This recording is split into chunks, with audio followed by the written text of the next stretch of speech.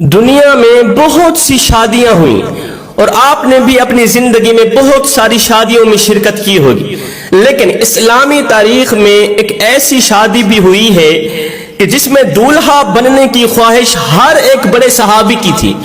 ہر ایک بڑے صحابی نے یہ تمنا ظاہر کی، یہ خواہش ظاہر کی کہ اس شادی کا دولہا میں بنتا، کاش کہ اس شادی کا دولہا میں بنتا۔ آپ نے بہت سی شادیاں دیکھی ہوں گی، لیکن ہمارے پیارے نبی جناب حضرت محمد مصطفیٰ صلی اللہ علیہ وسلم کی پیاری بیٹی حضرت سیدہ فاطمہ الزہرا رضی اللہ تعالی عنہا کی شادی کی تقریب سے پیاری کوئی بھی تقریب نہیں ہوئی۔ آج تک ایسی پیاری کوئی تقریب نہیں ہے، ایسی شادی کہ جس کے لیے حوریں اور فرشتوں نے بھی تیاریاں کی، جنت کی حورین بھی شامل ہوئے، جنتی فرشتے بھی شامل ہوئے، اللہ تعالیٰ کے نوری فرشتے بھی شامل ہوئے۔ سب سے مزے کی بات یہ ہے کہ اس شادی کے پیارے دولہا کو اللہ پاک نے خود نامزد کیا تھا، اللہ نے خود نامزد کیا۔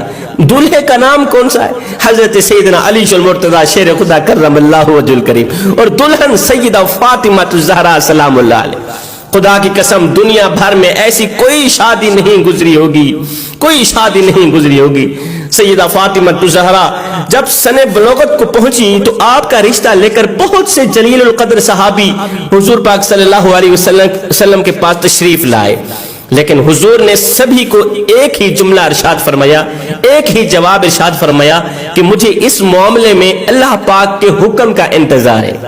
کچھ ماہ بعد حضرت عبد الرحمن بن عوف اور دیگر کچھ صحابہ نے شیر خدا حضرت سیدنا علی المرتضیٰ شیر خدا کو مشورہ دیا کہ اے علی، اللہ کی طرف سے اور محبوب خدا کی طرف سے سب کو انکار ہو چکا، لیکن جو آپ کی نسبت نبی پاک کے ساتھ ہے وہ کسی اور کی نہیں تھی۔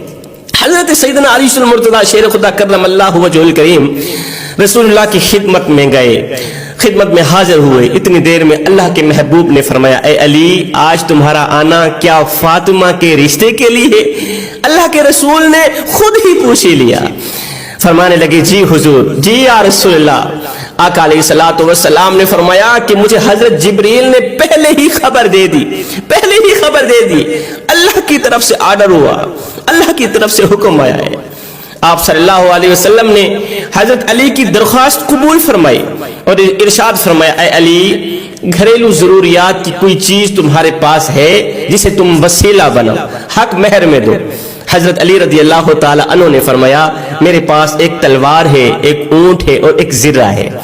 آقا علیہ الصلوۃ والسلام نے فرمایا اے علی، تلوار کی تمہیں ضرورت ہے، ہر وقت جہاد کے لیے تیار رہتے ہو، اور اونٹ تمہاری سواری کے لیے، اور وہ بھی ضروری ہے۔ میں تیری طرف سے زرے پر اکتفا کرتا ہوں، زرہ بیچ کے آؤ اور شادی کرو، حق مہر دو۔ اے علی، تجھے بشارت ہو، تجھے بشارت ہو کہ اللہ تعالیٰ نے تیرا اور فاطمہ کا نکاح آسمان میں باندھ دیا ہے۔ اللہ اکبر، تم دونوں کا مقدر ایک جیسا لکھ دیا ہے۔ مجھے اللہ تعالیٰ کی طرف سے یہ حکم ہوا ہے کہ میں بھی سب کے سامنے تمہارا اور فاطمہ کا نکاح پڑھا دوں، تمام صحابہ کے سامنے۔ ہر ایک صحابی کی خواہش تھی نا کہ اس شادی کا دلہا میں بنتا۔ آقا کریم علیہ الصلوۃ والسلام نے فرمایا میری خواہش ہے ہر ایک کے سامنے نکاح پڑھا دو۔ اسی طرح رسول اللہ صلی اللہ علیہ وسلم نے حضرت علی کا نکاح پڑھا دیا، حضرت علی کا سیدہ فاطمہ الزہرا سے نکاح پڑھا دیا۔ جب حضرت فاطمہ الزہرا کی رخصتی کا وقت آیا تو حضور علیہ الصلوۃ والسلام کے پاس تمام ازواج مطہرات جمع تھی۔ انہوں نے حضور صلی اللہ علیہ وسلم کے ساتھ حسرت امیز باتیں شروع کر دی، غمگین باتیں شروع کر دی۔ حضرت ام سلمہ رضی اللہ تعالی عنہ نے حضرت خدیجہ الکبریٰ رضی اللہ تعالی عنہ کا تذکرہ کیا، فرمانے لگی کہ خدیجہ اگر آج زندہ ہوتی تو فاطمہ کے متعلق ہمیں کوئی پریشانی نہ ہوتی، اپنی بیٹی کو اپنے ہاتھوں سے رخصت نہ کرتی اور ہماری آنکھیں روشن ہوتی۔ یہ سن کر حضور صلی اللہ علیہ وسلم کی آنکھیں چھم چھم برسنے لگی، چشمان اقدس سے آنسوں کی لڑی بہہ کر رخساروں کو چھونے لگی جب آپ نے سیدہ خدیجہ کا نام سنا۔ آقا علیہ الصلوۃ والسلام کی آنکھوں میں سے آنسو آ گئے، فرمایا خدیجہ جیسا کوئی بھی نہیں، میری خدیجہ جیسا کوئی بھی نہیں، اس نے اس وقت میری تصدیق کی جب سب نے میری تکذیب کی۔ خدیجہ نے اس وقت مجھے سچا کہا جس وقت سب نے مجھے جھوٹا کہا۔ خدیجہ نے اس وقت میری تصدیق کی جب سب نے میری تکذیب کی۔ اپنے سارے مال کو مجھ پر خرچ کر دیا، اللہ تعالیٰ کے دین کو قبول کیا، یہاں تک کہ میں نے اس کی زندگی میں ہی اسے جنت کی بشارت دے دی۔ میری خدیجہ الکبریٰ زندہ تھی، میں نے اسے اللہ کے حکم سے جنت کی بشارت دی۔ میرے نبی نے ہجرت کے دوسرے سال پہلی ذی الحج کے دن حضرت سیدہ فاطمہ کو سیدنا علی المرتضیٰ شیر خدا کے گھر بھیجا، اس لیے شادی اور نکاح کے درمیان تقریباً 10 مہینے کا فاصلہ تھا۔ شاید نکاح کا صیغہ جلدی پڑھنے کی وجہ یہ تھی کہ دوسرے رشتے مانگنے والے لوگوں کے لیے جواب واضح ہو جائے کہ فاطمہ الزہرا کی شادی ہو گئی، نکاح ہو گیا۔ اب خاتون جنت کا جہیز کون سا تھا؟ آپ کا جہیز آقا انعامدار مدنی تاجدار رسول کائنات جناب حضرت محمد مصطفیٰ صلی اللہ علیہ وسلم نے شہزادی اسلام حضرت بی بی فاطمہ الزہرا سلام اللہ علیہا کو جہیز میں جو سامان دیا وہ کون سے سامان تھا؟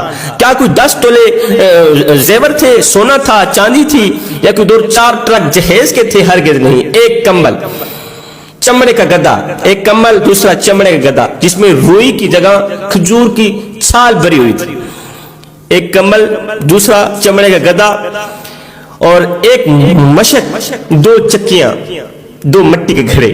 یہ ہے آپ کا جہیز، یہ ہے آپ کا جہیز جو سیدہ فاطمہ الزہرا لے کر حضرت سیدنا علی المرتضیٰ شیر خدا کرم اللہ وجہ الکریم کے گھر کو آباد کیا۔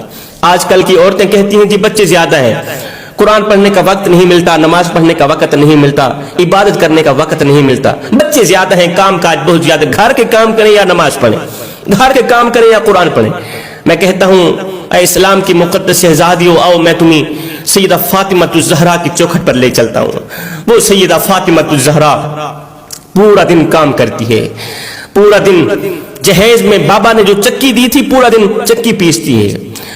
سیدنا علی المرتضیٰ شیر خدا کی نوکری بھی ہو رہی ہے، حسن و حسین کی دیکھ بھال بھی ہو رہی ہے، مہمانوں کو کھانے بھی کھلائے جا رہے ہیں، حضرت مولا علی کی خدمت بھی ہو رہی ہے، پورا دن کام کرتی ہے، مشکیں اپنے کندھے پہ اٹھا کے گھر لاتی ہیں، پانی بھر کے گھر لاتی ہیں، پورا دن کام کرتی ہیں، چکی پیستی ہیں۔ پورے دن کی تھکی سیدہ فاطمہ الزہرا، سارے دن کی تھکی سیدہ فاطمہ الزہرا جب شام ہوتی ہے نا، جب رات ہوتی ہے نا، تو سونے کے لیے بستر نہیں بچھاتی۔ سارے دن کی تھکی سیدہ فاطمہ الزہرا سونے کے لیے بستر نہیں بچھاتی، بلکہ مصلی بچھا کے اللہ کے حضور کھڑی ہو جاتی ہے، قیام کرتی ہے، رکوع کرتی ہے، سجدے پہ جاتی ہے، ایک سجدہ کرتی ہے، دوسرا سجدہ مکمل نہیں ہوتا کہ فجر ہو جاتی ہے، دوسرا سجدہ مکمل نہیں ہوتا کہ ادھر سے فجر کی اذانیں ملنے کو لگتی ہیں۔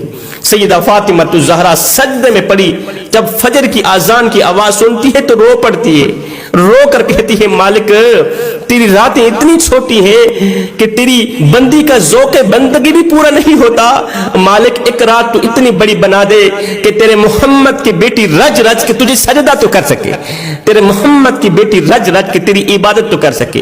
جب میں سیدہ فاطمہ الزہرا جیسی تھی تو بیٹے حسن و حسین جیسے پیدا ہوا کرتے تھے، جب میں ام الخیر جیسی تھی، جب میں ام الخیر جیسی تھی تو بیٹے غوث قطب ابدال پیدا ہوا کرتے